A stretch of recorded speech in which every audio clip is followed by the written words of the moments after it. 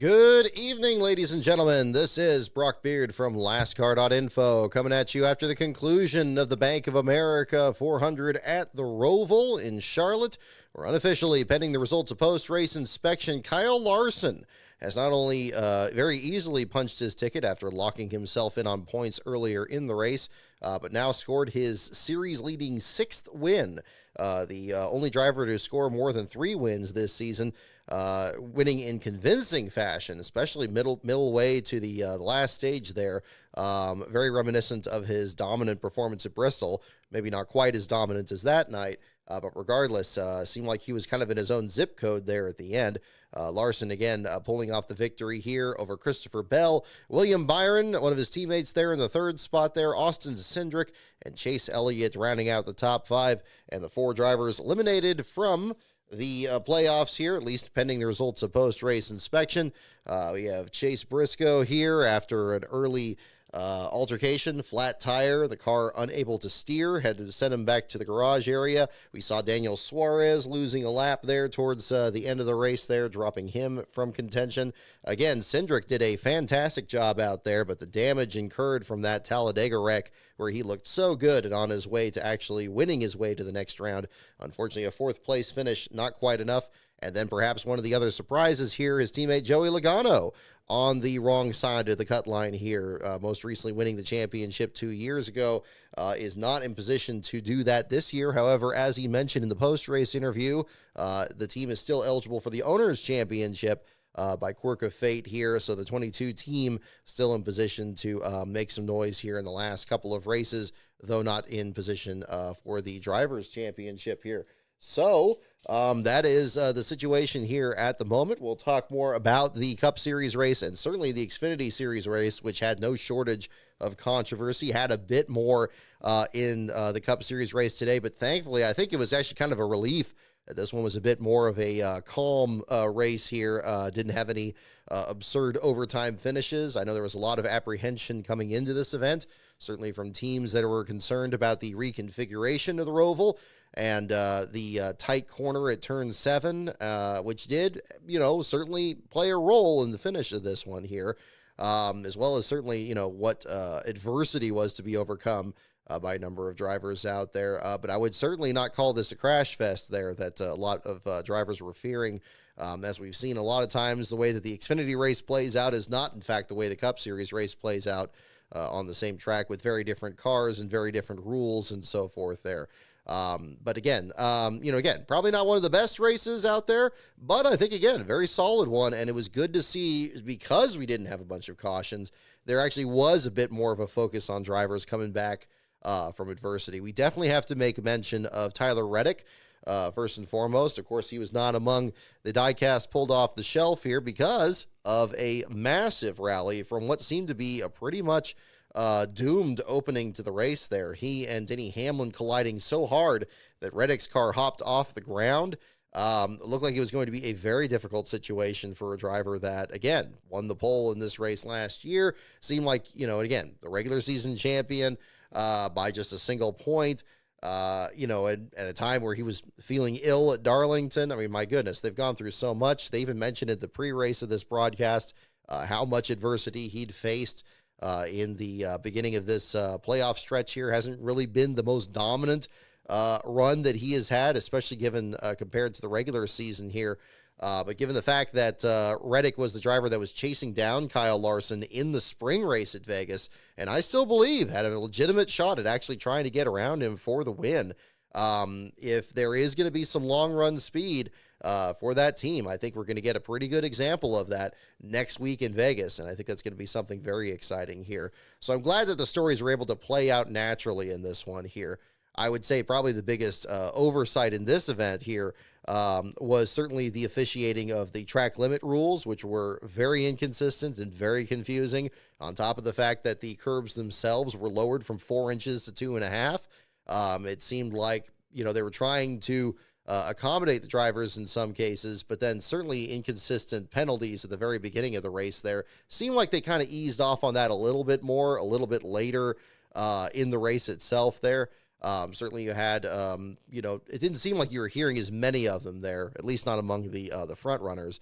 But yeah, when you had Martin Truex getting caught in the front stretch chicane, but Chase Briscoe right behind him not being penalized for running about the same spot. There was also showing this with William Byron, where he was in a situation there where he had basically run off the track about the same distance that Bubba Wallace did. It was certainly very inconsistent on that, and it's unfortunate. It seemed like if there's any kind of blue paint, at least if the broadcast is to be believed, to the left side of the left side tires, that was going to be enough to actually cause a penalty, at least in the case of that particular corner there. It seemed like it scaled back off there. I could be wrong about that. I wasn't listening to the officials' radio as much in the second half of the race, because we did have a very early last place finisher in this race too, which we'll certainly talk about as well. Again, I think that Reddick was in a situation where, most of the time you get very early damage here, toe link issue, and just having to just deal with it. I mean, luckily it was so difficult to lose a lap in this race, in spite of the few cautions in this event. Reddick just hanging on until he could actually get some decent repairs. I think they said, like 7 or 8 pit stops that the 2311 team made to get that car right as it could be. And then Reddick driving through the field as best he could. I mean, at one point, nudging Daniel Hemrick out of the way and making the best use out of the track there. A very, very tremendous run out there. If he does end up hoisting the championship or even making it to the championship for there in Phoenix, I think this is definitely a race that they'll have circled in the highlight reel for sure. So again, a tremendous effort for him. This was definitely also a day where it looked like Shane Van Gisbergen was going to continue his legacy of dominating at the road courses here. I don't know where the Roval fits in with his experience of permanent road courses versus street courses and so forth. It seems to me, at least in my mind's eye, it kind of seems like it would be closer to like a street course kind of experience out there, although driving on the oval portion of the track there has its own unique demands there as well. Looked very strong at the beginning. Again, getting kind of flashbacks to Jerry Nadeau running the number 13 car and starting outside pole at Sears Point there back in 1998. Looked like he had a good shot there at the beginning, not quite the right strategy at the end. And I'm glad that there was a good battle between him and A.J. Allmendinger. I think that, I don't know if Allmendinger was interviewed after this race, but it would be kind of interesting to find out more about what is undoubtedly, I would say, a rivalry between the two of them. Allmendinger having that in his back pocket for so much of his career as being like the road course guy at whatever team he's been at, whether it's been JTG or now at Colleague and so forth. And of course, his dominance in the Xfinity Series race at the Roval, winning the Cup Series race here last year. I'm sure that those two were probably racing each other harder than anybody else in the field out there. So although they ended up more than 12 seconds back of Kyle Larson at the finish, I think there is some vindication there for Allmendinger to be able to finish ahead of him there in the 6th spot there with Shane in the 7th spot. So kudos to the both of them for having a solid run out there. Again, not a victory, but again, a decent recovery there as well. Ryan Blaney making it to the next round in his bid to defend his championship in the Cup Series. They're finishing in the 10th spot there for him, 1 spot behind Bubba Wallace, who again came back from a penalty of his own there to finish in the top 10, so a fine recovery for him. Chase Elliott doing a great job finishing in the top 5. This is a track that Chase seemed to almost own back during the previous generation of cars there. So again, good to see him have a solid performance there. And of course, making it to the next round in his bid for his own 2nd championship down the stretch here as well. So yeah, it's a interesting way that all that played out there at the same time. Reddick just finishing just outside the top 10. Good job by Carson Hocevar. He was kind of overlooked a bit, I think, this weekend. Obviously not being one of the playoff drivers, was involved in a couple of little altercations during the race itself, but showed tremendous speed in the practice sessions and in qualifying. Still gets a finish just outside the top 10 there. So a fine showing for him. Hopefully something else that they could build on for these last couple of races going into the stretch run. Congrats to Denny Hamlin on finally getting a somewhat solid run at a road course. Certainly from his podcast, it sounds like these are tracks that he does not look forward to. Of course, was the last place finisher of this race last year when his crash clock expired just a few seconds the wrong direction, and Hamlin was not able to return to the race in that case. Hamlin ends up with a 14th place finish here, makes it to the next round, and the all-in effort continues now into the next round here. And this is going to be an interesting one here with much more conventional tracks coming up here with Vegas, Homestead, and Martinsville. An all-oval stretch here to the Phoenix Championship race. It's going to be interesting to see where that shakes out. Congratulations as well to Alex Bowman, who has been very quietly consistent, I'd say, all this year. Of course, he did win at the Chicago Street Course, and but again, had pretty much the first major altercation in this race with his car catching air in the front stretch chicane. Looked like he was going to be in Reddick's situation as well, getting bounced around a lot there in the Ally Bank Chevrolet. But he comes back and finishes in the 18th spot there. Again, not the best run out there, but defensively still able to make it work and advance to the next round himself. Other drivers that were looking to be contenders in this event, but ended up kind of missing the mark there a bit. Martin Truex Jr. seemed to be an odds-on favorite for drivers outside the playoffs. Didn't work out for him there, finishing in the 22nd spot. There were indications from the radio transmission that he was just getting really frustrated in the car at that one point there, but ends up still on the lead lap, but very distant in the rankings there. Obviously, after his early penalty in the race there, that didn't set the tone very well for him either, but that ended up being the end of the afternoon for him. Brad Keselowski in the 24th spot, a bit further back there.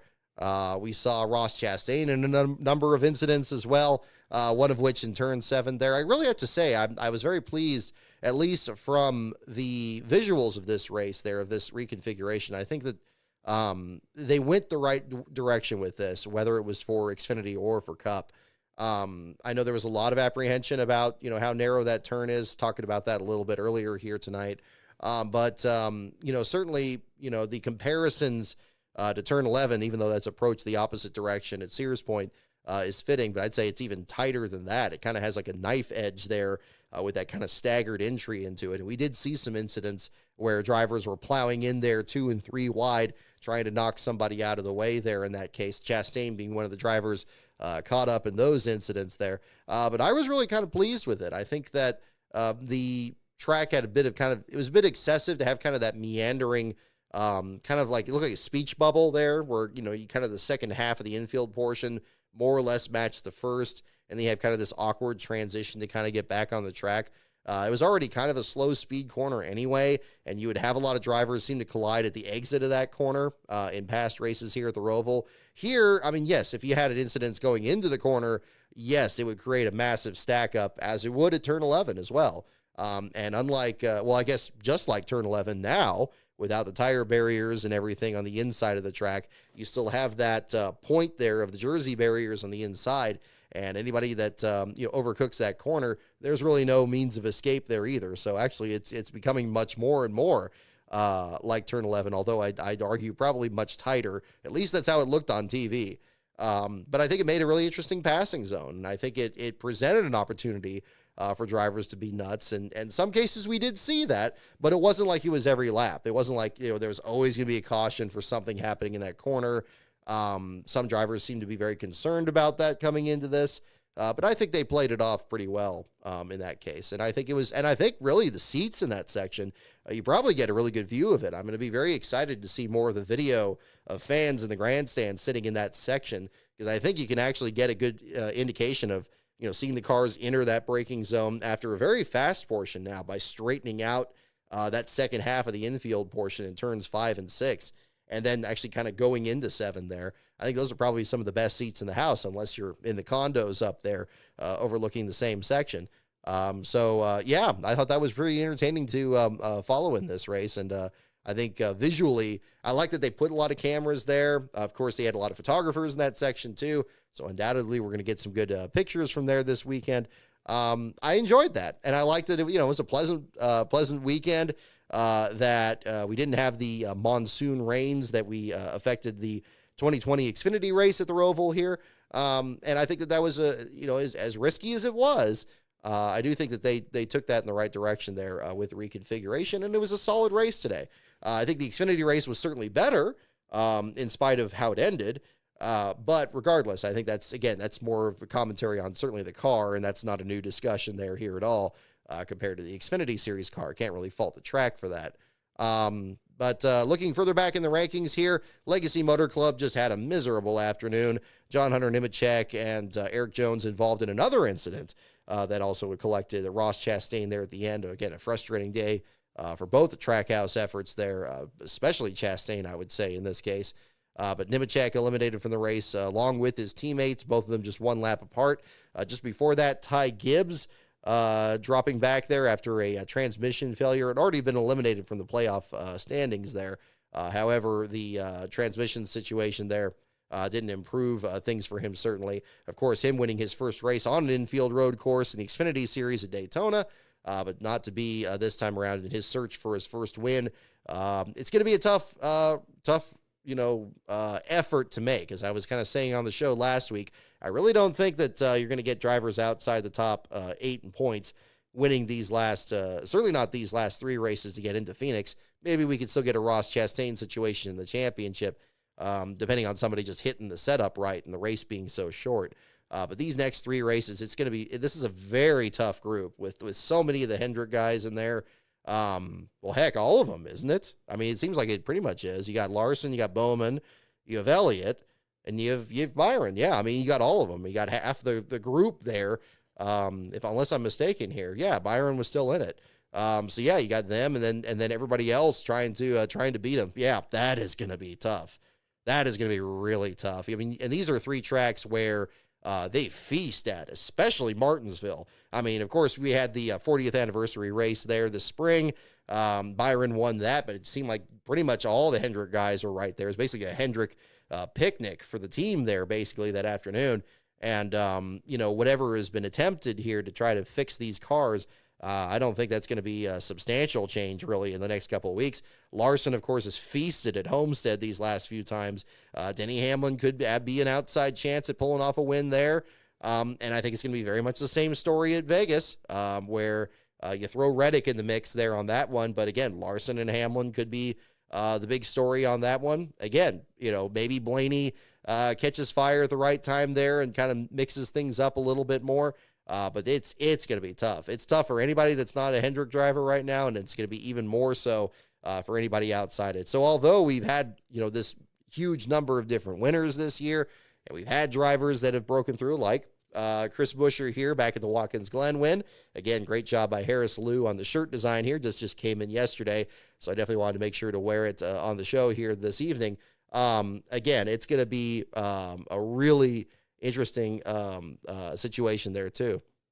Good comments here as well, mentioning about Hendrick not doing well in the spring race at Phoenix. That's a very good point. And again, I would leave that open to maybe a possibility of somebody else pulling off the win. I would struggle to think about all 4 Hendrick cars struggling in the same Phoenix race there, especially going with a championship in the balance. But it is true. I mean, back in the spring race at Phoenix, we saw all 4 of the Joe Gibbs cars lead a sizable chunk of that race. Yes, Bell kind of ran away with it at the end, but really, prior to that, he just barely was kind of the dominant car. I mean, really, all of them, even Ty Gibbs, looked like he had a really good shot at pulling off what Chase Briscoe had done there a couple of years before, winning his first race in the spring Phoenix race there. Wasn't meant to be. But again, yeah, so that's a very good, fair point there too. And yeah, is possible Truex gets a win. He almost won, the championship race a couple of years ago. I'm just concerned for Truex here. I'm, certainly hearing some of the radio transmissions there. It just sounds like he's just so frustrated and fed up. And I hope that it's not, it may just be the case of this particular race this weekend. He was certainly outspoken on that. Maybe this next round here, being more conventional racetracks, will kind of rejuvenate things for him. He certainly had his share of success at, well, really all 3 of those tracks there between Vegas, Homestead, and Martinsville. And you can even really extend that into Phoenix to an extent as well. So we'll find out if that's going to be the case. So yeah, if you're a Truex fan, I think even if he doesn't win these next couple of races, you can still hold things out. Even in Phoenix, we almost saw Kevin Harvick win his last start at Phoenix when he was continuing that top 10 streak that he had in that race as well. So we'll certainly see if that's the case.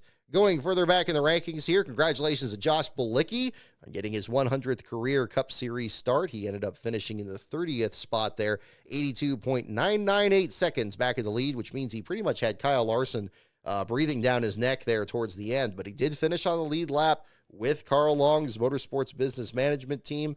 So kudos to driver and team there. It seemed like he was pretty happy on the radio with how the car was handling, certainly on the infield portion of the race, and that worked out pretty well for Josh. He ends up with a 30th place finish there. Again, the last car on the lead lap. But your last place finisher here, didn't mention this when I was starting to go through the bottom five, is Corey LaJoie, pending the results of post-race inspection. He has now finished last at least once for 4 of the 5 teams he's driven for in the Cup Series.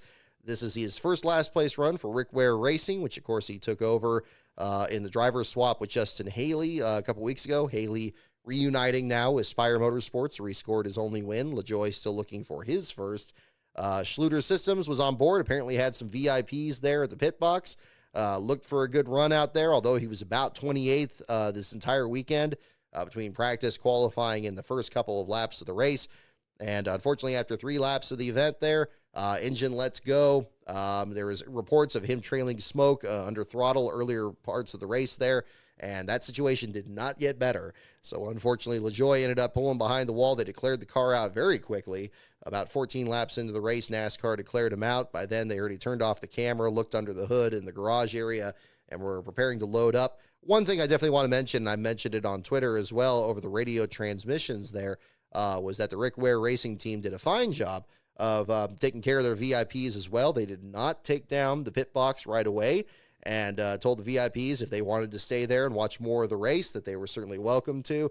Of course, they had the big screen back there as well, and the other amenities that were available. So kudos to the Rick Ware Racing team under what were understandably very difficult circumstances. Of course, they wanted to have a great run for a sponsor that has sponsored LaJoie for so much of his Cup Series career at most of those teams that he's driven for.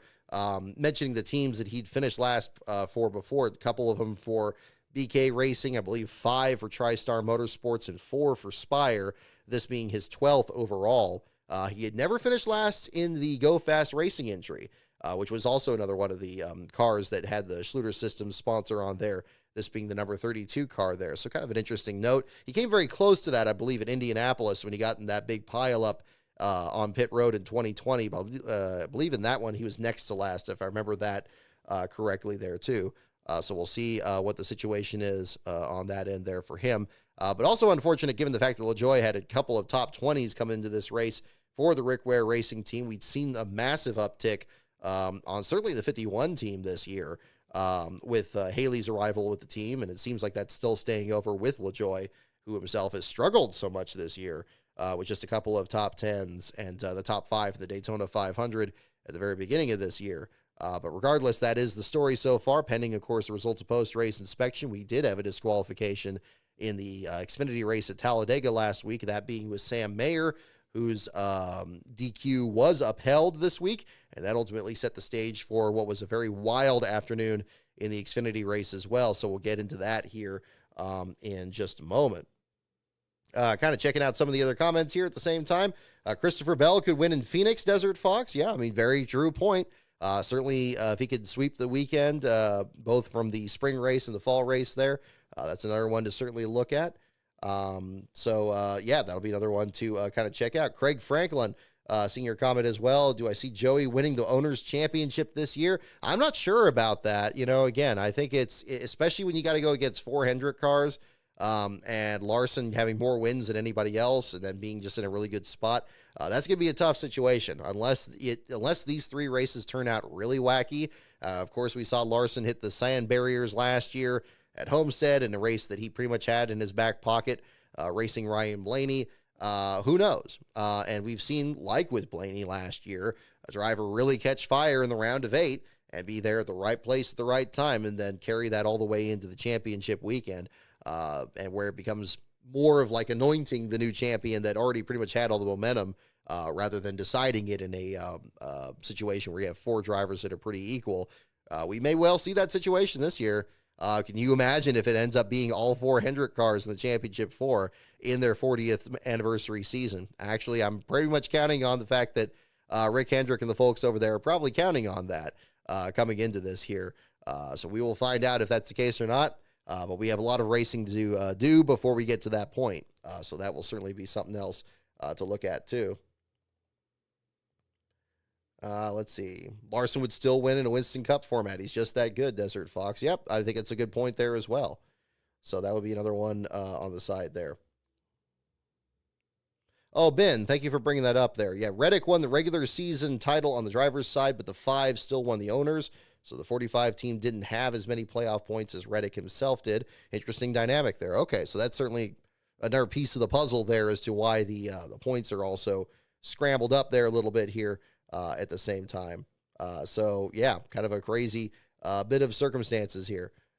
So again, an interesting race. Again, not a complete knockdown, drag out situation where you had a lot of wrecks, a lot of torn up equipment or anything like that. Hopefully we didn't have a lot of concussions from this one too. I know Kyle was pretty outspoken about how rough the rumble strips were and the turtles and so forth there in the chicanes, and certainly by making that front stretch chicane so aggressive. I know that was kind of overlooked a bit in the reconfiguration of this track. In fact, when I was looking at it, I was thinking, well, okay, I mean, how much of a difference is that really going to make?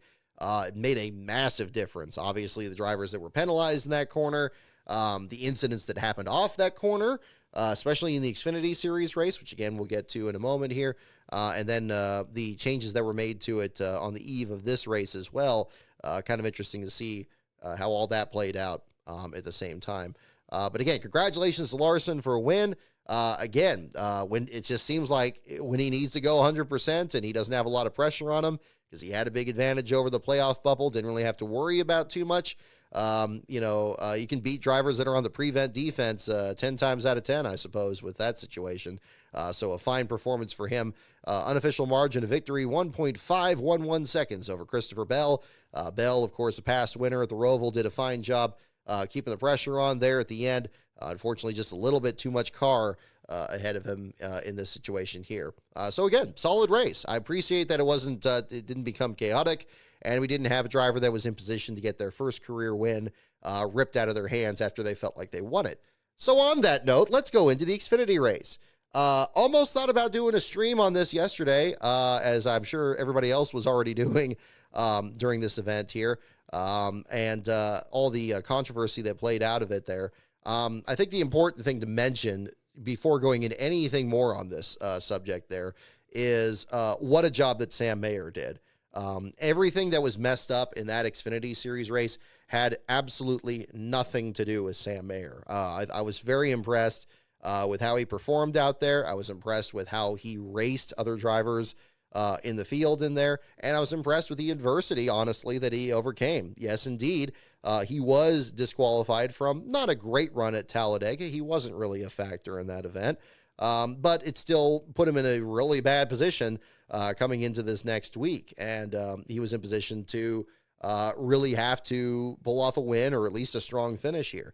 Then on top of that, he qualifies very well. He's on the outside pole, jumps the start, gets to the line before Shane Van Gisbergen does in the Xfinity Series race, and ends up with a penalty. They plead their case. He drops all the way to the tail end of the field, has to work his way up the rest of the day, make sure not to use up his car and his brakes in a track that, and again, something I didn't really mention in the Cup Series portion of it. One thing I think it's very intriguing about this road course, this Roval rather, is that it's as mechanically demanding as road courses used to be. Seems like we don't really see that as much these days at Sears Point or Watkins Glen or even the new tracks on the circuit. But the Roval undeniably is. These cars rattle themselves to pieces out there. Even Chase Briscoe's situation in the Cup race could fall under that category. And if you're in a situation where you have to really fight your way through the field and find your way to the front of the pack there, it could be a situation where, you may not have any car left by the time you go get up there and try to get a top 5 finish out there, never mind a win. But Mayer, I think, did a tremendous job out there. He took advantage of the opportunities that were presented, including that ultimate green-white checker restart. Great job for him pulling off the win. I mean, I think everything that did happen in that race, as unfortunate as it was to one Parker Kligerman, of course, none of that I can really fault on Sam Mayer. He just capitalized it on the right time. Same situation with Ryan Sieg's loss at Texas earlier this year. If for Sieg, shouldn't have been close, shouldn't have let him get catch back up, not deliberately trying to do so. But at the end of the day, if you get in a position where somebody's able to start whiffing your draft at the Texas track there, you're going to be in a really difficult situation. And again, Unfortunately, this case here was, well, something I'd say probably even more egregious, but none of that was, I would say, on Sam Mayer's shoulders there. So I definitely want to make sure to mention that at the beginning. I don't know how much that's been mentioned in others discussing this here. But man, what a brutal, brutal loss under absolutely absurd conditions here. So to review the story again, and I know pretty much everybody in here, we got 62 people in here, and thank you for tuning in, is already pretty much aware of the story, but we'll go ahead and break it down because I feel like I should have done that in my Austin Dillon video a while back. I got a couple comments on that, so we'll do that here. So you get down to the last 20 laps of that race thereabouts, and by the way, probably the best racing of the entire weekend. People actually kind of clawing their way up there and battling for the top spot. You had A.J. Allmendinger up there. You had Shane Van Gisbergen on old tires when his crew inexplicably left him out there too long. You had a battle with all these other drivers that were up there, Sam Mayer among them, and Parker Kligerman getting his way up there and just getting up to the lead and not having won in the Xfinity Series. Of course, he's a two-time winner in the Truck Series, briefly ran in the Cup Series, and just announced a couple weeks ago that Kligerman was not going to run in full-time in NASCAR anymore, not a full-on retirement. It seems like that's the traditional choice by a lot of drivers these days, stepping away from racing, but this being the case there for Kligerman going forward, but getting the lead and in a position where he needed to get to the next round of the playoffs. Driving for Big Machine Racing, the Scott Borchetta team had not yet won in the NASCAR Xfinity Series. Had some good runs with Jade Buford, but unfortunately struggled there in many other races. Kligerman stepped in, gave them a bit more stability. They were very close to getting some wins at Atlanta and so forth. Super Speedway seemed to be a position where Kligerman was quite good because, of course, he won one of his races in the Truck Series there. But, of course, his other truck win was at Mid-Ohio, so him running well at a road course is not surprising. Remembering him running very well with the Godovic team at Road America a few years ago. But Kligerman gets up to the front. And by the time he gets to the front, the advantage that he had on his tires had more or less equalized with the other drivers behind him. Some, like Mayer, seem to have fresher tires or at least more engine to work with. But all of them were stacked up pretty close. Fantastic racing out there. Everybody just, matching each other. Mayer seemed to have an issue with his transmission where he would come out of turn 7 and the car just wasn't quite fast enough. A couple times where he was right on Kligerman's rear bumper. It seemed like he was for sure, going to be able to pounce on him, then couldn't quite do it, lost a lot of ground, can only gain some of it back by the backstretch chicane. So Kligerman's in position, the laps are counting down, we're down to like the last 4 or 5 laps of this thing, and then we're coming down to the white flag. Now, while this is happening, another driver that also should not be getting a lot of hate for all this here is one Leland Honeyman Jr., who had made multiple stops earlier in the race, had some issues under the hood. Not sure what was going on there, but he kept losing some spots there. The Randy Young team has themselves been outperforming their equipment this year. I think have put together some great runs out there. Phoenix is actually one of the tracks where they had a good run back in the spring here. And it's been one that I've enjoyed following this season. But at the very end of the race there, unfortunately, Honeyman loses a tire between turns 1 and 2. There is a bit of a hump there, and unfortunately, he plows into the tire barrier. The car is completely buried, and you could very easily see it even over the hump there with the tires buckled over the car. You can see that there's smoke coming from the car, and luckily Honeyman's okay. Good thing that he was tweeting about that. And again, these kind of situations happen. We talk about the mechanical endurance of these cars, not to mention the problems that you can have with overheated brakes and the tires going down and so forth. Just an unfortunate situation. It wasn't like, he deliberately wrecked the car or anything like that. I think that would be just absurd. But again, an unfortunate time situation. And this happening while Kligerman was between really about the last couple of turns in the oval, wasn't even in the chicane when the CW broadcast first showed it there. So you did have a situation where caution was going to come out. And if the caution came out before Kligerman got to the white flag, that was going to end the race under caution. Now, NASCAR after this broadcast here said that they didn't see it. They couldn't see from the tower that Honeyman's car was buried completely underneath the tires, which does not exclude a couple of things, which are, of course, the big television screen directly opposite where the booth and the stands and everybody else is seeing that showed the car buried in the tires, or at least the reaction of the crowd, you would imagine, of seeing that as well, because it was a spectacular exit by Honeyman, by the way, there. Pretty significant impact, I would say, compared to some, even the earlier pileup that determined last place. We'll get into that a little bit here, too.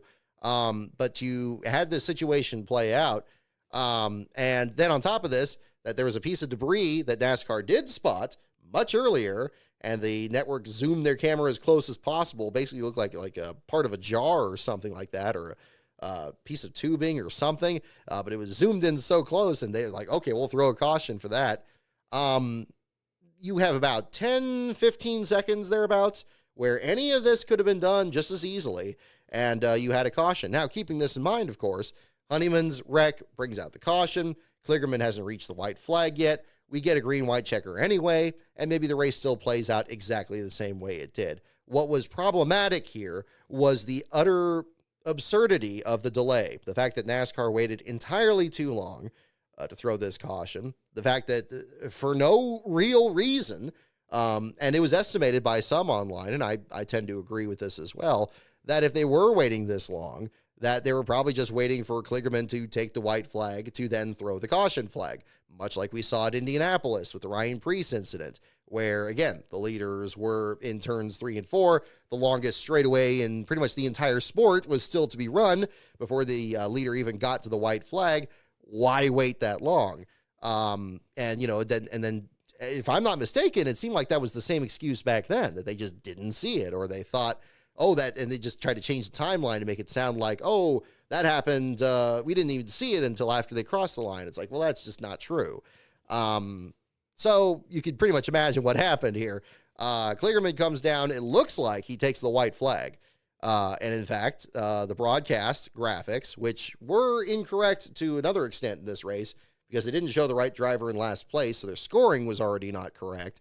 But separate from this, showed the caution come out after Kligerman had taken the white flag.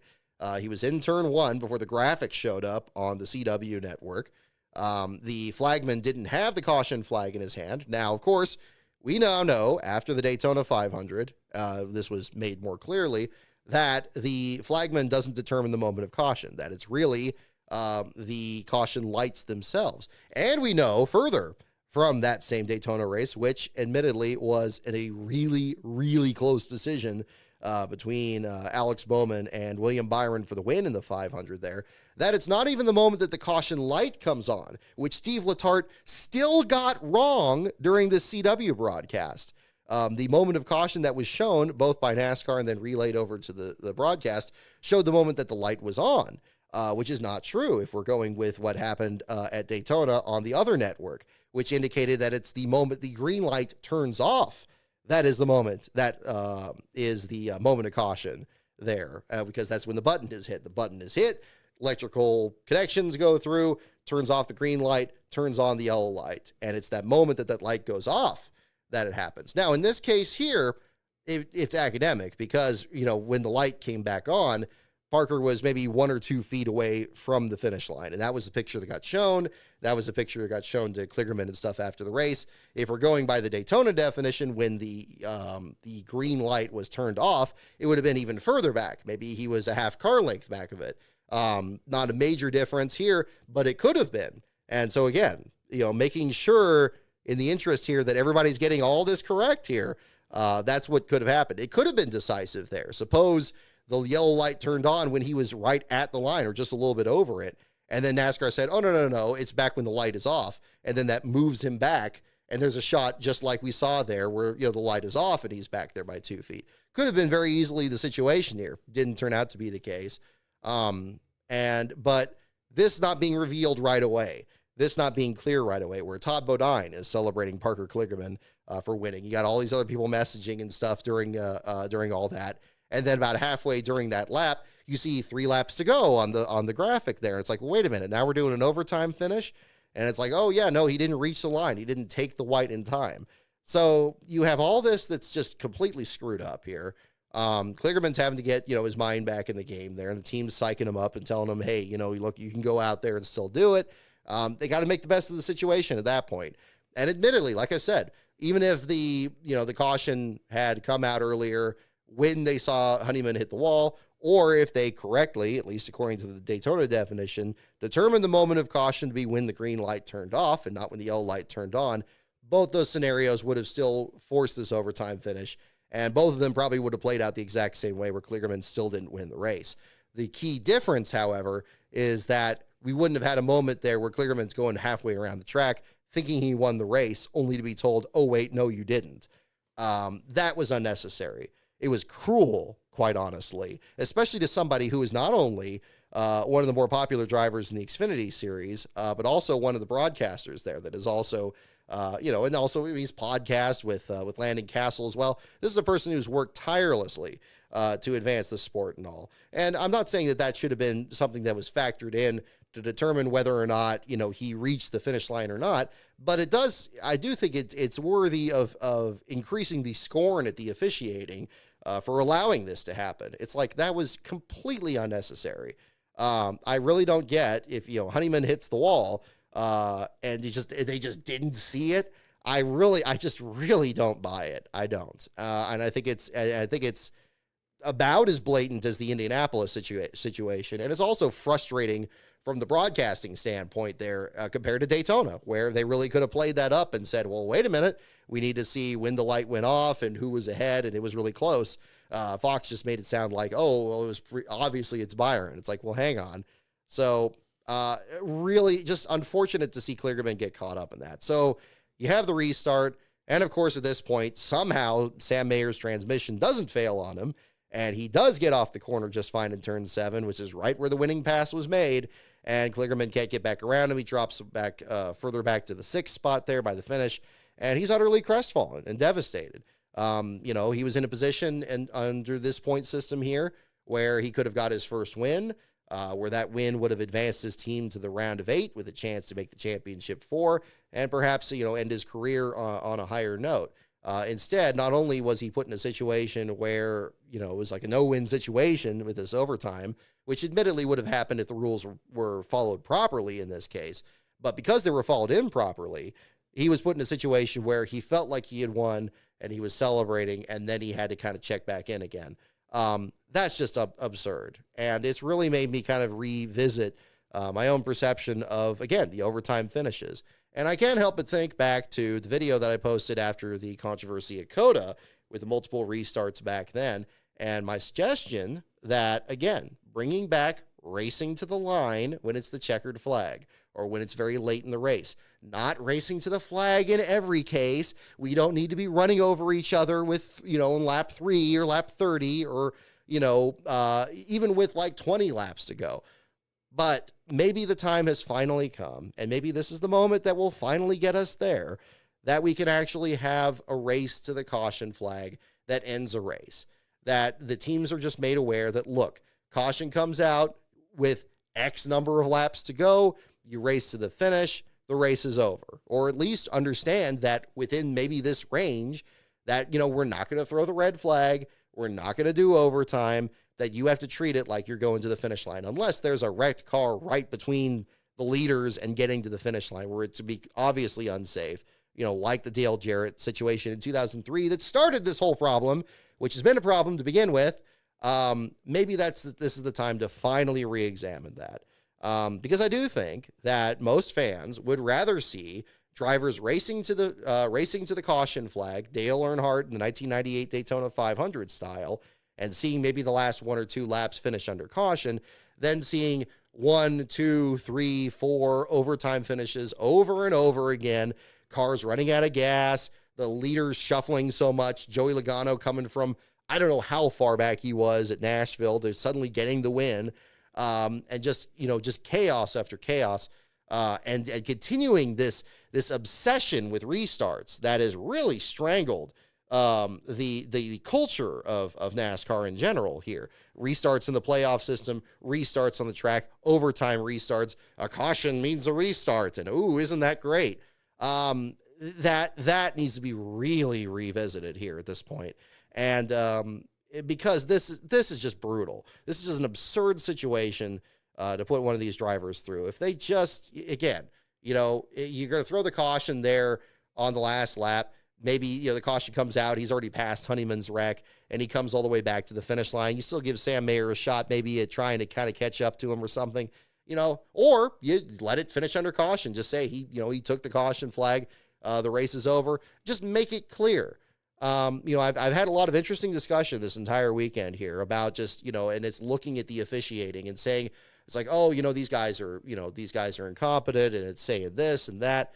Let's continue to acknowledge, that may well be the case. David Hoot's interview on Dale Jr.'s podcast, like we talked about on last week's show, was really interesting in that respect, because again, the people that are now in there, maybe they're just not up to the task, and maybe it is just a staffing situation, or maybe it's that situation and a situation where there's just too many rules that before, the moment is seen and the thoughts come through, that there's this rule and there's this rule and there's this and this and this, and so much other stuff has to be figured out. Who's going to be the lucky dog, and how close is it to the finish, and is it going to be too dark to finish the race? All these other rules that come into play here at the same time. Maybe there's too much there. Maybe there's too much for them to figure out. Let's play devil's advocate here and presume that maybe the situation, again, are the rules, not just necessarily who's enforcing them. It could be both. I could be completely off base, and maybe it is just the people. But let's at least entertain that possibility, because look at this particular case right here. It's the overtime rules. It's the freezing the field at the moment of caution. It's not being able to race back to the caution flag. It's all that came into play in this one situation where the guy, clearly seemed to get the white flag, and the broadcast clearly made it seem like the caution came out after he got it. And so the race should have been over. But because of all these other rules, it can't play out that way. So again, I've said it with the officiating of these races, and it may well apply to, the cars themselves, about all these little things that are added on there. I got a wonderful education on that this week about, the difference between the diffuser and the under tray and the blocks underneath the car and so forth. And I'm glad, again, Brian did a fantastic job breaking that down. But it's also still the perfect example of, again, the same problem. There's too much whiz-bang stuff put on these cars, and, leaving out inner liners on the tires, and having the cars running low to the ground, and having underneath downforce versus over the car downforce, and all this other stuff that's there. It's just, let's trim away the stuff that's unnecessary. That's the direction that we need to go. Now, is that it could be a high priority for NASCAR right now? No, it's not going to change here before the end of the year, certainly. Now we're, the season's already wrapping up, as Hamlin brought up in his podcast. And I do think that Hamlin's podcast has a lot of worth in discussing certain elements of the sport.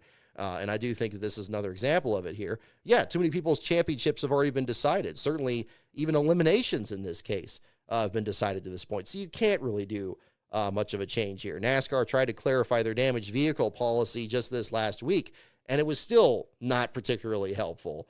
Determining the difference between excessive damage and not excessive damage. I don't want to go too far down that road yet, but we'll get into that too, because of course that's still relevant here.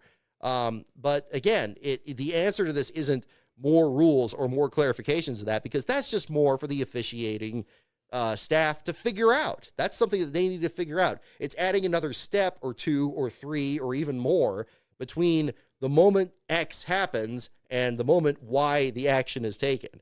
If you add even more stuff in between it, it's just not an efficient process, and you're going to get outcomes like this, where maybe 10, 15 seconds isn't enough to determine if this caution is going to come out or not. And that's what I think really needs to be looked at there. And again, yeah, is it going to be a top priority for NASCAR? Well, maybe not. And certainly not with this lawsuit that's going on there with the teams as well. But maybe it'll be something that gets discovered if the lawsuit does end up getting more traction here. Maybe officiating is going to be a relevant part of the discussion. Maybe not. But again, who knows? If there's something else that we're not being told, or something else that's just wrong, maybe that'll, bring it to bear. Again, I was talking about the discovery process last week. And if it gets to that point, which we still don't know yet, because we don't know about the motion to dismiss that could throw the case out entirely, we'll see if that gets to that point. But it's just absurd, and it was cruel. It was wrong. I didn't, I will admit some bias as to which driver it involved here with Kligerman, because I was just talking about the show here just not long ago about how knowledgeable he is of the sport, how competent he's been as a pit reporter when he was tracking the point system back at Sears Point just earlier this year, building up to this moment here where he was trying to kind of get in the position he needed to be at the point, doing everything right and still not having it shake out that way. And racing is already an unpredictable enough sport. You can already have a situation where you have the fastest car, you qualified best, you put together the best race, you have the best strategy, you have you spend every resource to get the car exactly where it needs to be, and you still lose. And that can happen. But to throw on top of that pile officiating, messing up, that should be the one constant that just shouldn't be happening here. And that was just so unnecessary. And it was really unfortunate because it was a really, really good race. I think it was, I wouldn't say by a massive margin better than the Cup race today. Today was solid, but the Xfinity race I thought was excellent. I thought it was really enjoyable. It had a lot of comers and goers. Josh Bilicki was looking really good in the Joe Gibbs car. We were able to see drivers be as excellent as they could be. Connor Mosack led some laps there for the JR Motorsports team, which was impressive. Other drivers just kind of working their way in the mix there. Okay, you had the playoff thing on top of that. It didn't have to be the focus because everybody, was just putting on a show. I thought it was a really good battle out there. It did end up having a bit more crashes, and that, determined certainly the last place battle there too. But again, I thought that it was a really good race, but unfortunately, much like with Talladega last week, like everything that happened before the Cindric wreck, or back at the Daytona 500 this year, which also had a really strong final stage until the big wreck that was triggered by Bowman and Byron bumping their way through the pack there. It just doesn't get remembered that way. And that's the other reason that I think the officiating needs to be looked at there in terms of, ensuring at least, a finish within, regulation and, battling to the finish there under green. And then, you can finish a race under caution, do the cleanup and so forth from there. So maybe that's the thing that needs to be looked at again. We keep hearing that maybe, things are going to be revised or anything, but I just know that if, everything from the restrictor plate to the yellow line rule to everything else is going to be in there, it's just going to be adding more rules to what's there. And it's just that we really, really need to stop that because it's just getting out of hand. It becomes, when David Hoots was making the comparison to, a chess game, that the playoff system is everybody has the exact same strategy. Get the most points, get more points than the other person to make the next round. It's like you've subdivided the sport in such a way and divorced it so completely from who wins the race by, just competing to beat the other drivers with your car and actually have the best finish out there. You've subdivided it so much that it's all just a matter of where you move your pieces, and everybody's piece can do the same thing. Does that make for the same spectacle? I don't think it does. And then that's kind of where we find it there. So, just heartbroken for Kligerman. I hate it for him. He didn't deserve that. And that was wrong. It was really wrong. Maybe not quite to the element, the level of Regan Smith wrong at Talladega, which still is. And I don't care what anybody says. That will be, something I'm going to stick with there. I don't care that he won the Southern 500. That was still messed up, just like Ricky Rudd and Davey Allison at Sears Point as well. Same thing. It's unfortunate to see this in an era now, with the elimination rounds on top of it, but that is what it is at this point. So your last place finisher in this case, Brennan Poole, was involved in the multi-car accident exiting the front stretch chicane. He was one of multiple drivers collected there. Ed Jones and Josh Williams also received some of the most severe damage in that wreck. Thankfully, all of them okay. But Poole ends up with the last place finish there. And he was already featured in our article yesterday, mentioning the issue with scoring on the broadcast. For the rest of the broadcast, it incorrectly showed Ed Jones as the last place finisher. In that case there, still was incorrect, at least from the visuals of it. Williams was the first car to pile into that incident there. Jones being the second in pool towards the end of it there was behind Jones at the time of the wreck. So again, Poole was correctly listed at the back of the field, and I'm glad that that was reflected correctly in the scoring here. Sheldon Creed will not have a chance to pull off a Daniel Hemrick at Phoenix. Unfortunately, he too was involved in that accident, destroyed the front of his car there, finishing back at the 35th spot there after only completing a few more laps before his car broke down on the back straightaway. So heartbreak for him there as well. Riley Herbst with drive shaft failure on top of damage he too received in that incident because he and Anthony Alfredo spinning each other out kind of started that whole altercation there at the beginning. But Herbst ends up with the 32nd place finish there back in the order. Thomas Annunziata ends up rounding out the bottom five there after a very hard hit into turn one, the heartburn turn there with a brake failure. Thankfully, didn't hit the wall quite as fast as he could have under the circumstances there.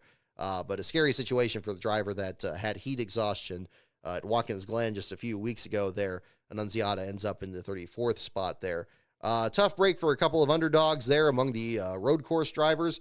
We saw both Austin Green and Preston Pardus, almost mentioned Dan Pardus' father, being among the top 10 there towards the end of the race. Both of them ends up dropping back in the order. We had an engine failure for Austin Green there towards the end of the event there, and Preston Pardus got bumped around out of the top 10, ends up back in the 21st spot there for the Pardus racing team, which ironically is pretty much the best run that the Pardus effort has had this year. They've had all kinds of bad luck there at the other road courses this year, which is unfortunate, but Pardus himself has really always seemed to have the Roval circled on his schedule here, and even from the last couple of years ago, it seems like he's able to capitalize and get a decent run out there, but finishes back in the order. Ryan Sieg did a great job bouncing back from being at the back of the field there in the opening laps before the big pile up there. Ryan switching car numbers there with Kyle Sieg, his brother. So Ryan gets up there in the 17th spot there. Kyle, rather, in the 39 car, was at the back of the field there at the beginning of it, and he comes back to finishes in the 23rd spot there. So a solid performance for him there. And then we move on to the next round in that championship there as well. Shane Van Gisbergen, Sheldon Creed, Riley Herbst joined Parker Kligerman on the wrong side of the playoff cut line. They are now eliminated coming into the next round there. And again, the top flight efforts there, the JR Motorsports, the Richard Childress efforts, Colleague, Joe Gibbs, again, just Stuart Haas. It's much more evenly distributed, I'd say, between teams there.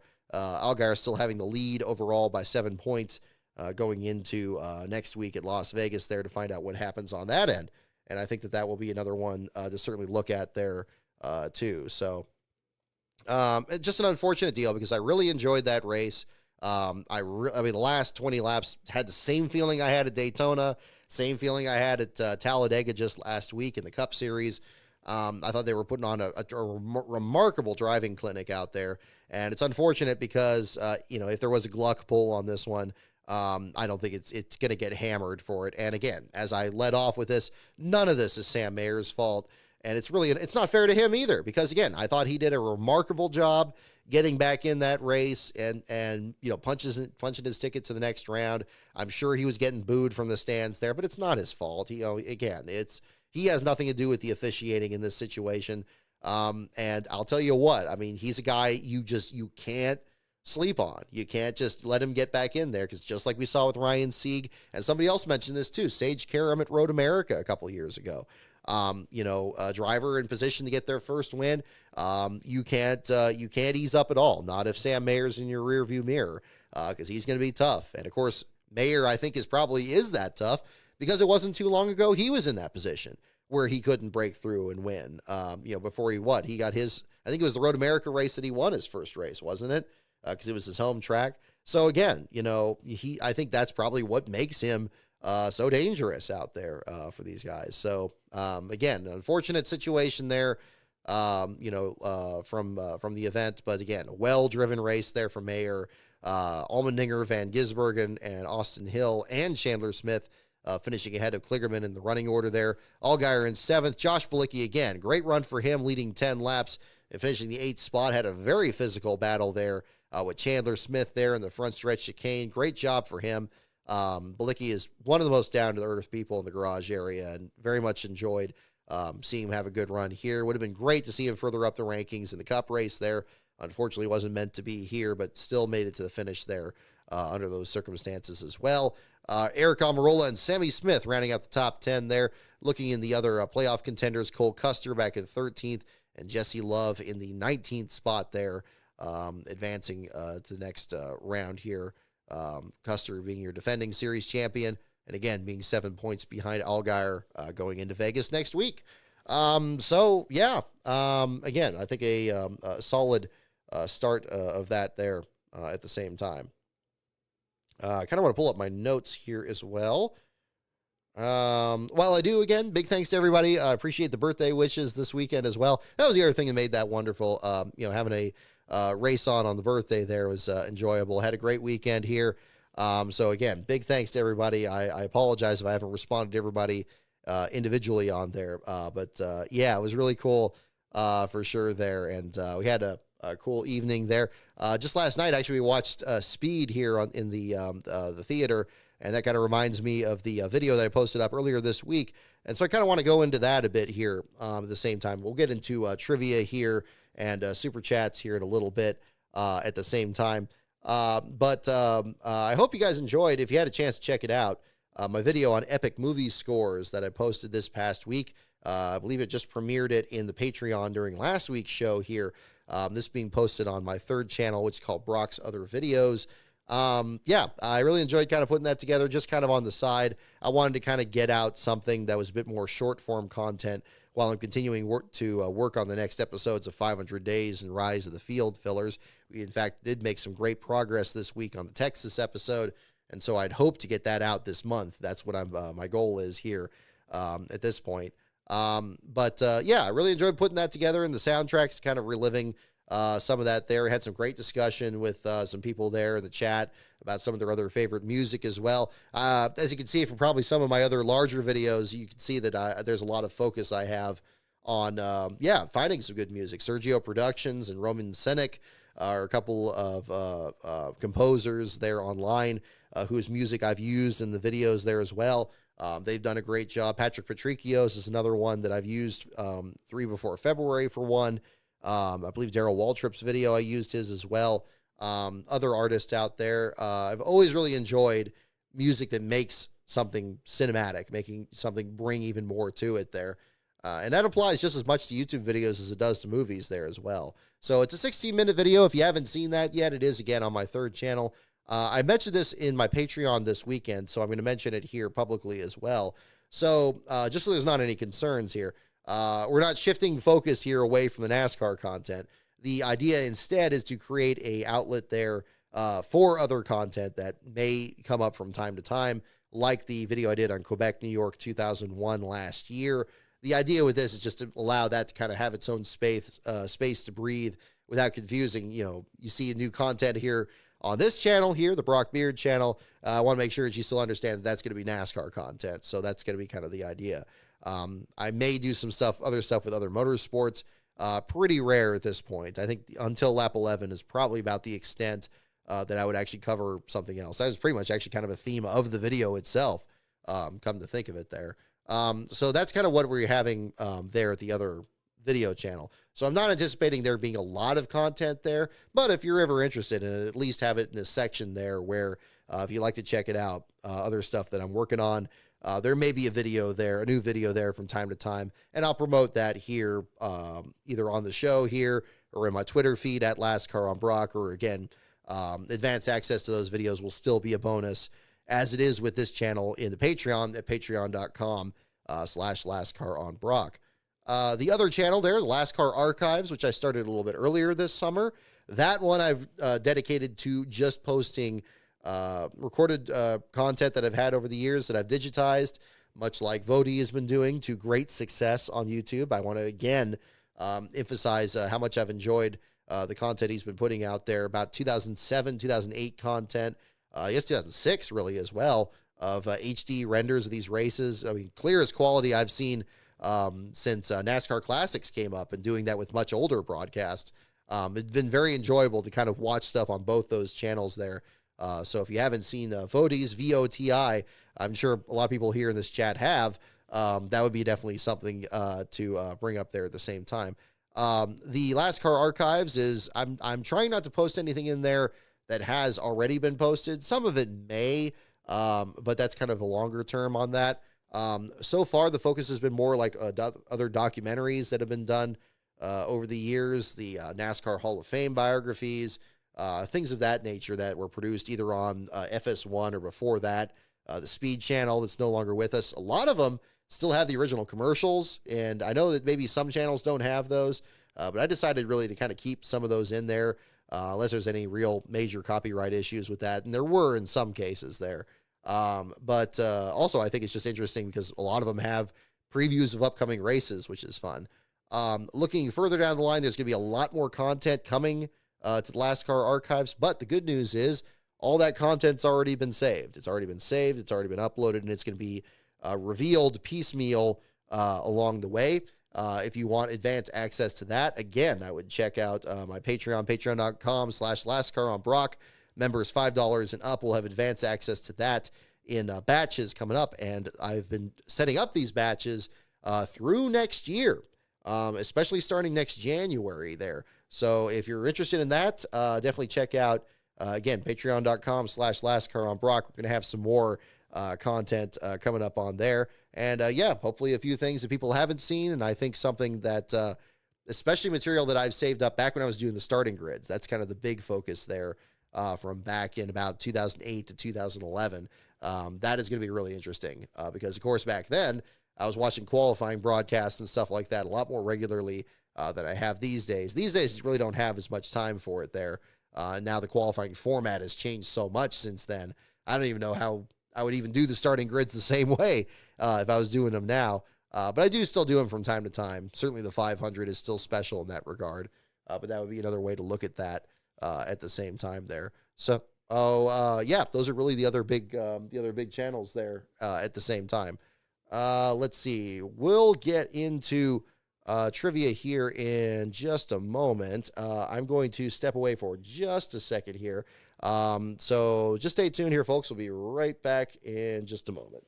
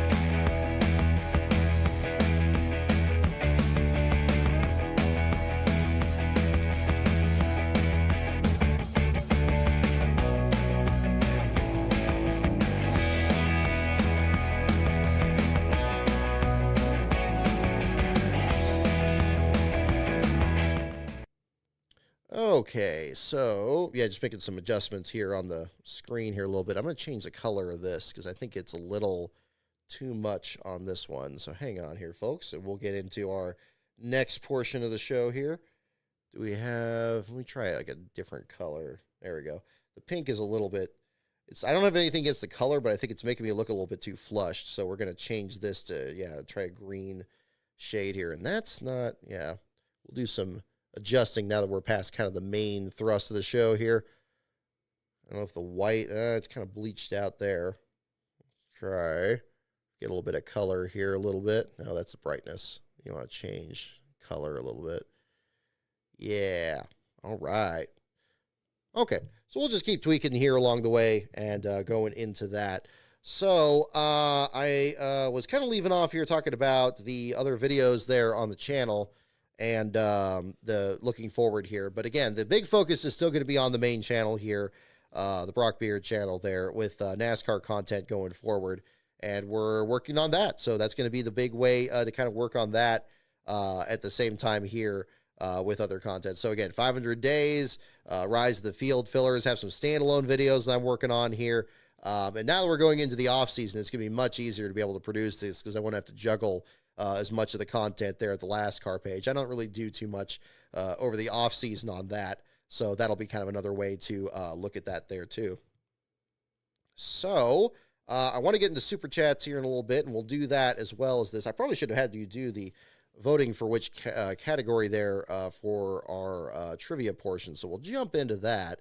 And then, of course, any other questions you have from the race weekend there that work better or anything else that needs to come up there, definitely make sure to check with me on that as well, and we'll cover that at the same time. So let's do this here.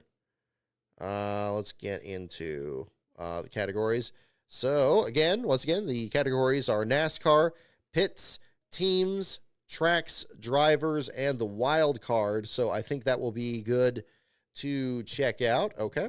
And we will work on that. So again, let me know which category you'd like to see for our trivia section here.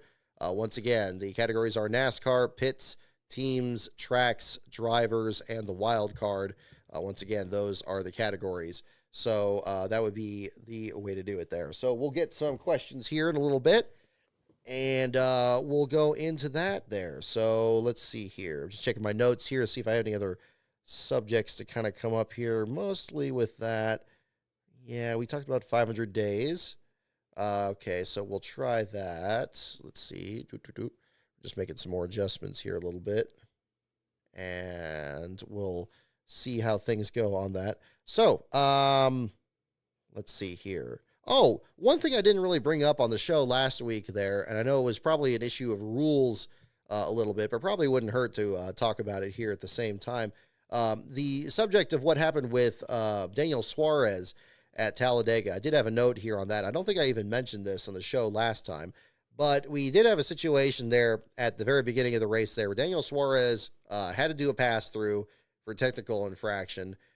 And was losing a lap there at the beginning. And the field was catching up to him because, of course, nobody else was with him.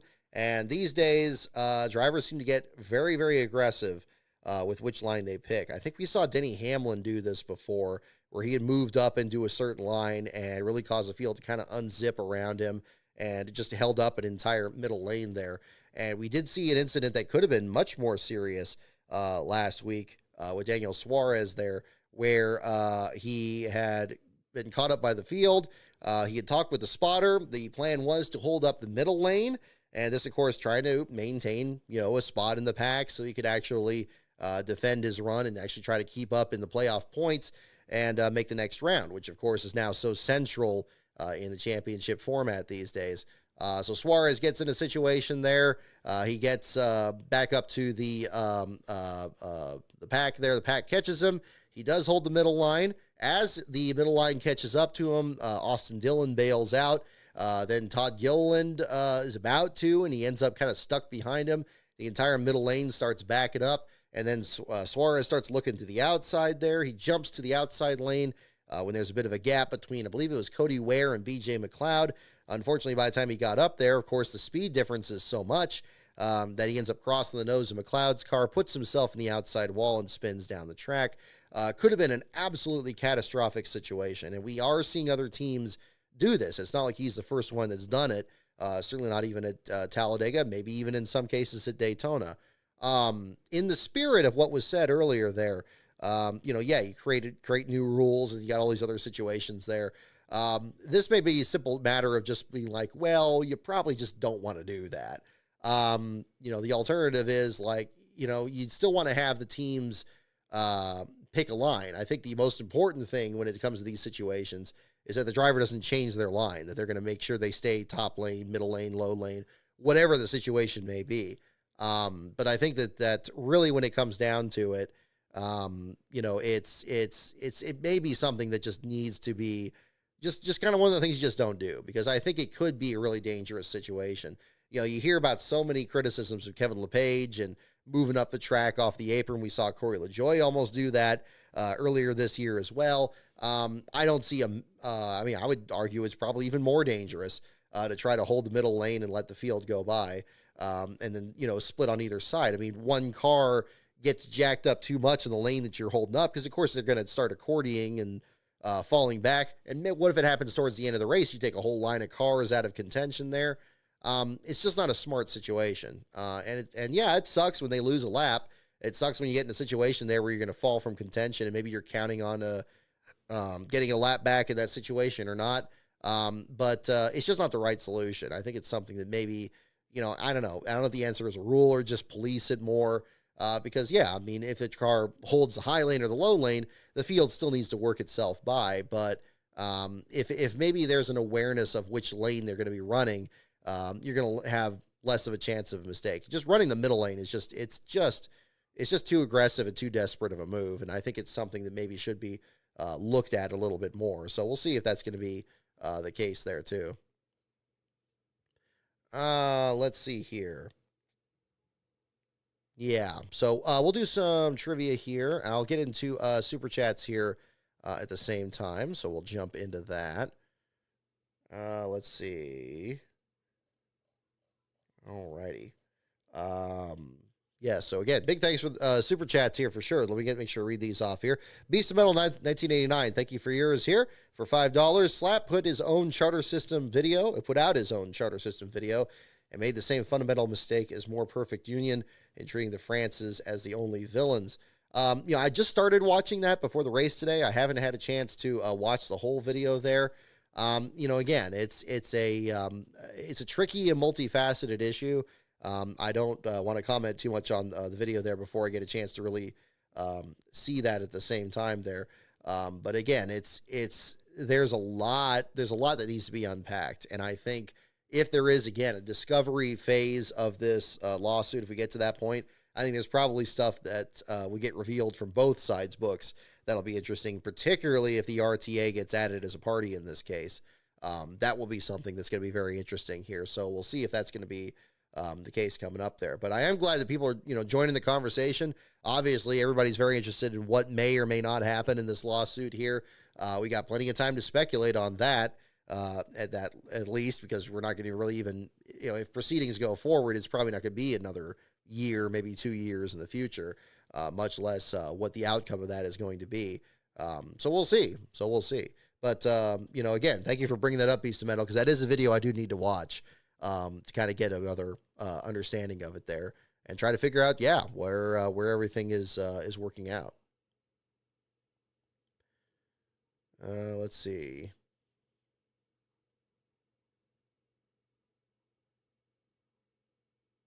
Yeah, no, I'm kind of seeing your comments there as well about the way the consolidation of the funds. I mean, again, certainly between the accounting and the officiating and so forth, there's a lot that's always been kind of behind the curtain. It's it's very Wizard of Oz, I guess, that way in the sport. But that's another thing that I think can be looked at, and hopefully we get some more information on that in the future there at the same time. So we'll see. But again, thank you very much for the super chat there for sure.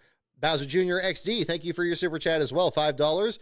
Considering where the next gen started, it's amazing there was not a single bad road course race this year.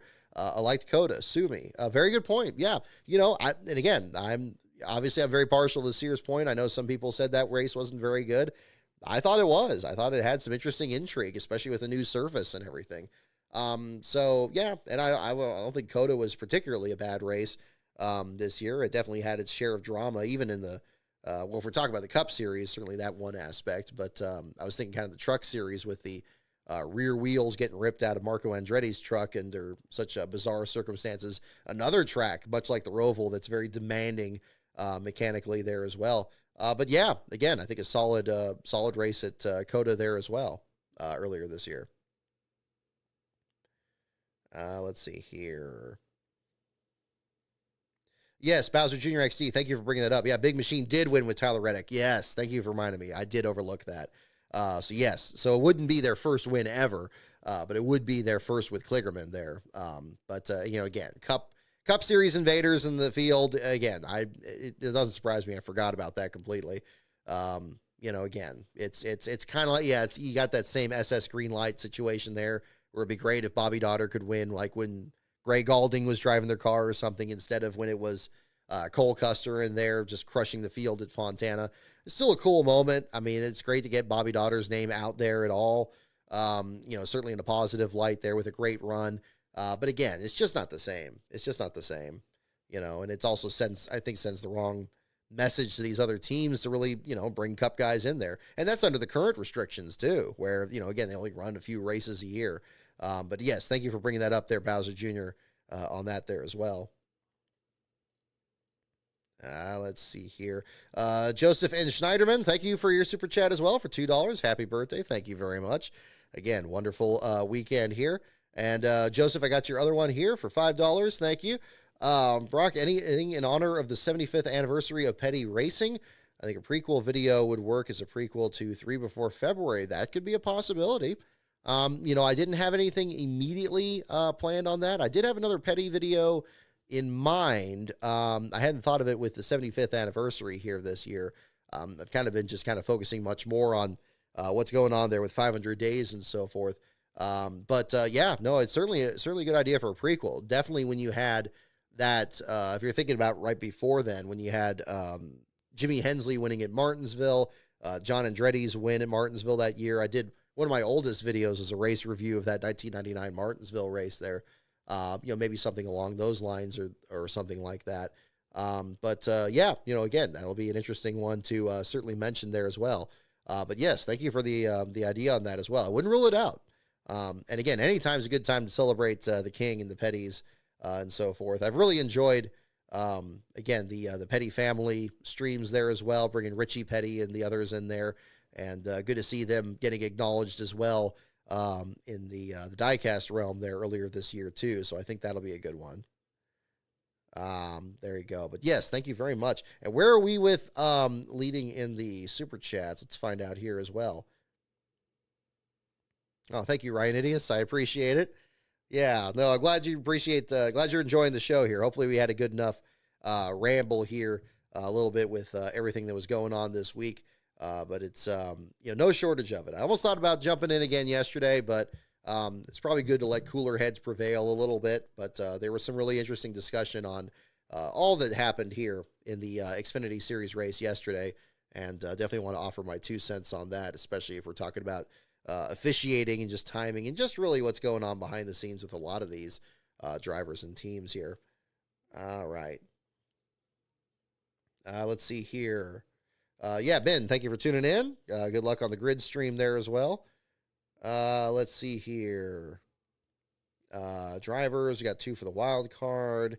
We'll go ahead and do some wild card ones here as well. Yeah, you also had a legitimately competitive Petty team from 95 to 2000. There were some moments, and I was always really partial to the Pontiacs, especially before 96. I know the Petty team in general seemed to do a bit better with the newer generation of the Pontiacs there than they did with the early 90s ones. Of course, the end of Richard's career, Rick Wilson having a really difficult stretch of it in 93, then Wally Dallenbach having a terrible start to 94 and losing the ride to Andretti.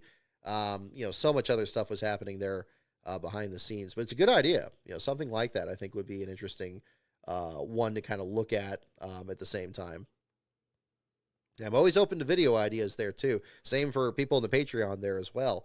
Yeah, we'll get some more content here in the not too distant future here as well. So we'll do a couple more questions down here. Okay. We're moving along here. Do we have a call on inspection yet? I don't believe we do. I'll go ahead and pull this up here just to see if we have anything on that. I don't believe we do. Alrighty. Nope, I don't think so. We still got the post-race interviews and so forth there. Oh, wow. Pocker's actually interviewed Hemrick there on the contact with Reddick there after the race. That's a good follow-up on that. Alrighty. Let's see.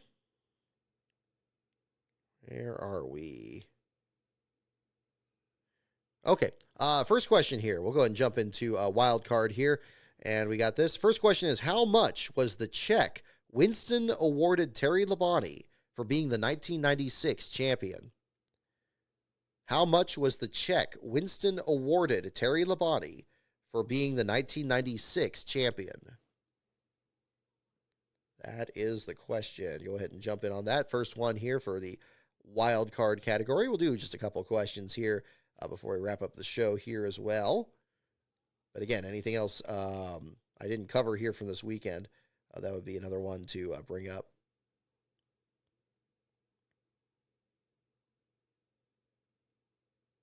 All right, Kyle, you're going to be in Vegas next week. Very exciting.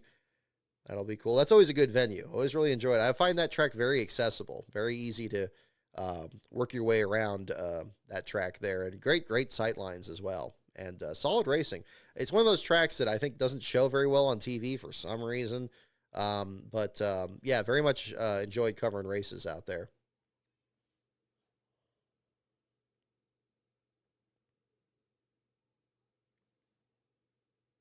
Alrighty.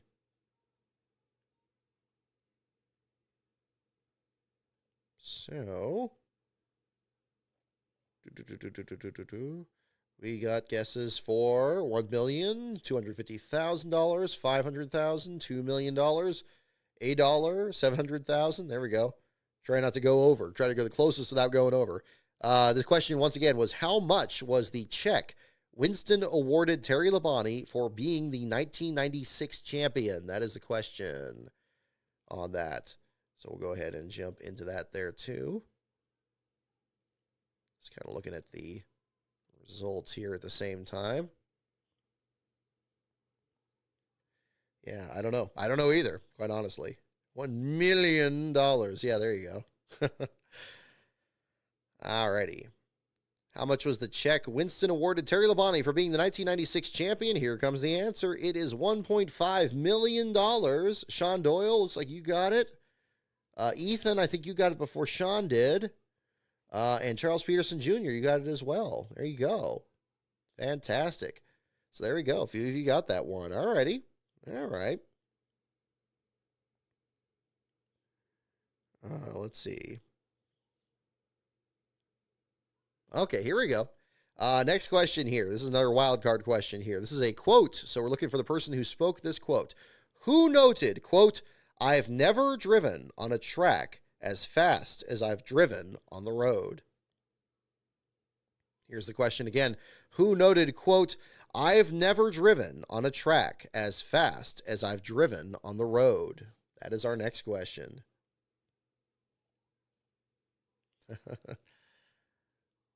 Alrighty. Who noted, "I've never driven on a track as fast as I've driven on the road"? That is the question.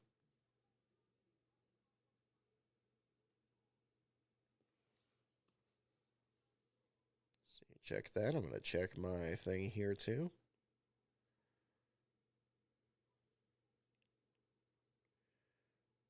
And we'll save that.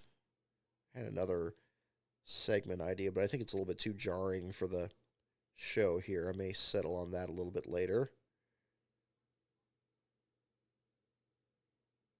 There we go. Alrighty. Okay, we got that. Who noted, I've never driven on a track as fast as I've driven on the road? That is indeed the question. All right, we got guesses for Junior Johnson, Lee Petty, Richard Petty, David Pearson, Curtis Turner.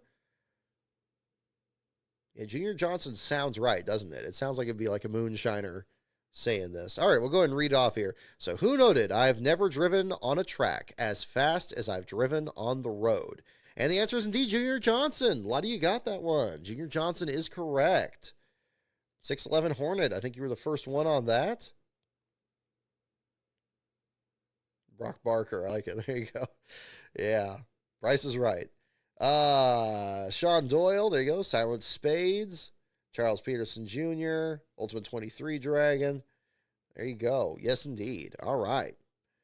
We'll do one or two more here and wrap up here for tonight. Next question is, this is a nickname here. Who was the first driver to earn the nickname Mr. Consistency? Who was the first driver? So who coined it, basically? Who was the first driver to earn the nickname Mr. Consistency? This might be kind of an interesting answer. It's hard to tell, like which era this would be. We will find out.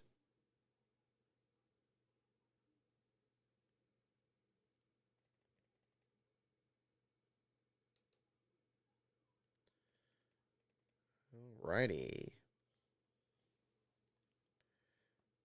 Who was the first driver to earn the nickname Mr. Consistency? That is the question. We got guesses for Ned Jarrett. Happy birthday to him, by the way. He and also to Morgan Shepard, who both shared my birthday as well there back on Saturday. Fireball Roberts, Joe Weatherly, Ned Jarrett, David Pearson. Got a lot of guesses for Ned. Let's see. Betty Parsons. There's another good one. Who was the first driver to earn the nickname Mr. Consistency? Fred Lorenzen. That's a good guess. There we go. Fearless Freddy. All righty, here we go. The answer is Lee Petty. Lee Petty. Did anybody guess that? I don't know if anybody, I think people had, anybody have Richard?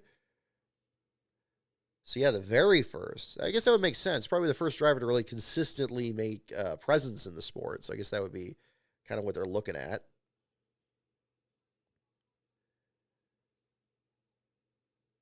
Alrighty.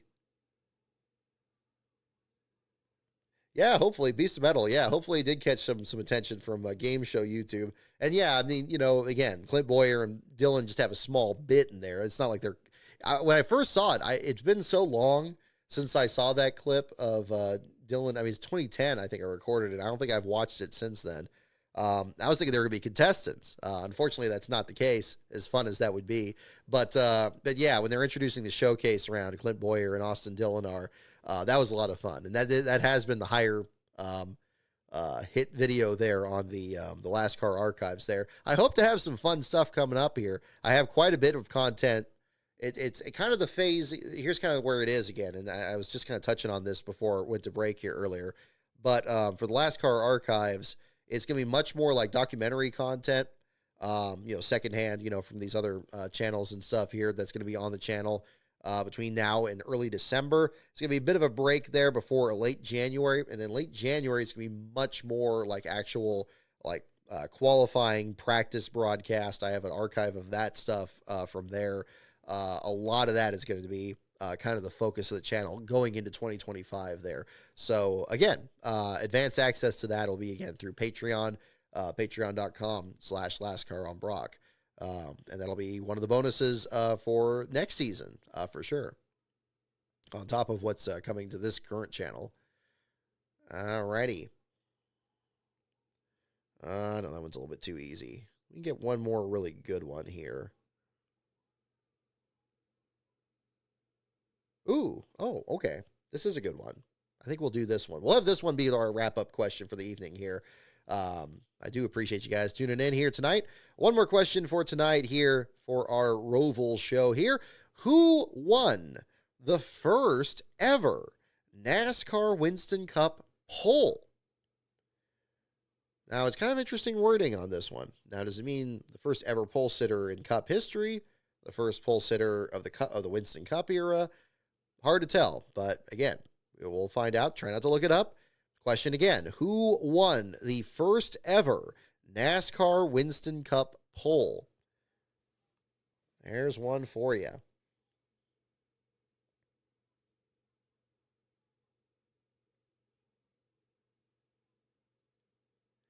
Alrighty, we got guesses for Tim Flock, Lee Petty, Fireball. Wait a little bit longer here to get some more guesses on this. In the meantime, we'll kind of check some more of this content on here.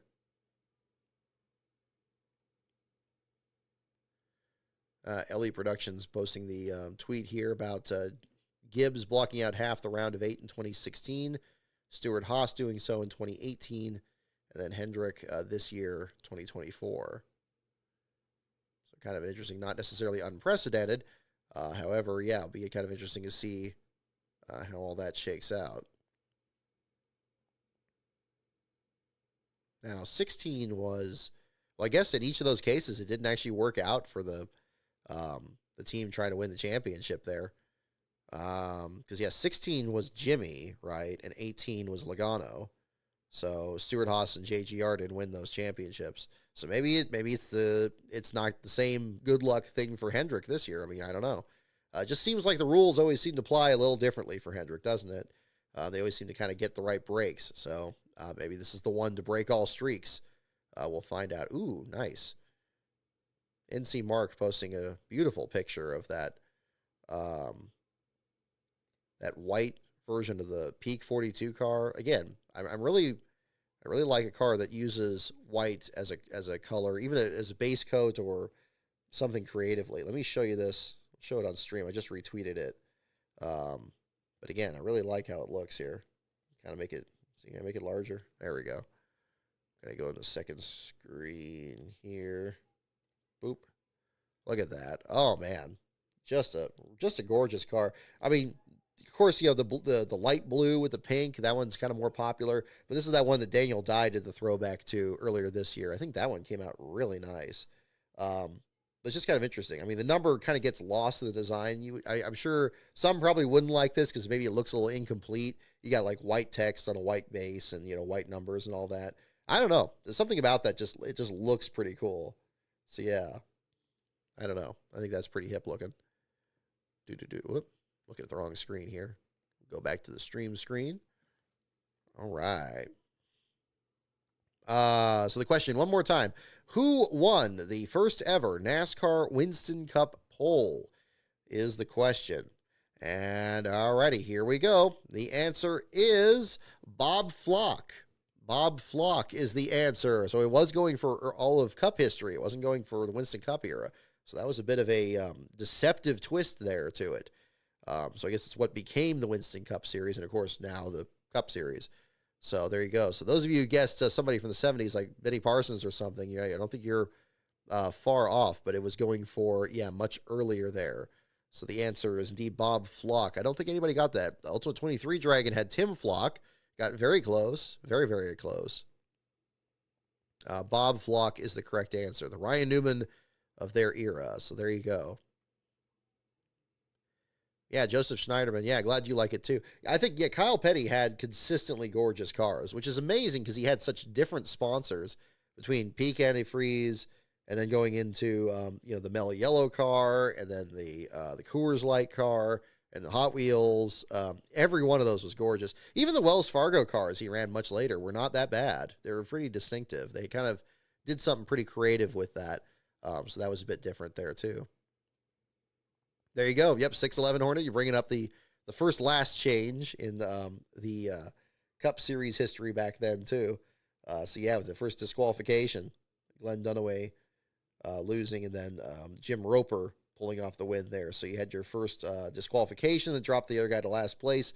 Dunaway being your first last place finisher. Dunaway, in fact, finishing last in the first two Cup races to be your first NASCAR Cup Series champion there at the same time. So there's another one. So we'll go ahead and leave it there at that moment there. So thank you so much, everyone, for tuning in. I don't believe we have a call. I'll check it once more just to make sure. So we can break in on that. Where is it? I've got my screen switched around, so we'll get that pulled up. No, I don't see a call on here yet. Okay, so pending the results of post-race inspection, of course, the article will be on Corey LaJoie and his first last place run for the Rick Ware racing effort. We'll see if anything changes here or any changes to the Championship 8 as we go into Las Vegas next week. Other than that, meantime, the website is lastcar.info. The Twitter is at lastcaronbrock. And the Patreon is patreon.com/lastcaronbrock. So definitely check that out if you're interested in any bonus content. I hope you enjoyed the show this week. Our next show is going to be next Sunday after the Cup Series race in Las Vegas. We will talk about the Xfinity Series and the Cup Series as the round of 8 begins. And we get into the stretch run here. The Truck Series will be returning pretty soon at Homestead the week after. And we got triple headers here between now and mid-November here. For the championship stretch. We will not be covering Phoenix in person this year. However, we will be talking about some NASCAR championship battles here very shortly. Things are about to get real exciting. And we're going to get some more content here on the channel here in the meantime there. So I hope you guys enjoyed it. Thank you again for tuning in, and I will see you all next Sunday. So take care.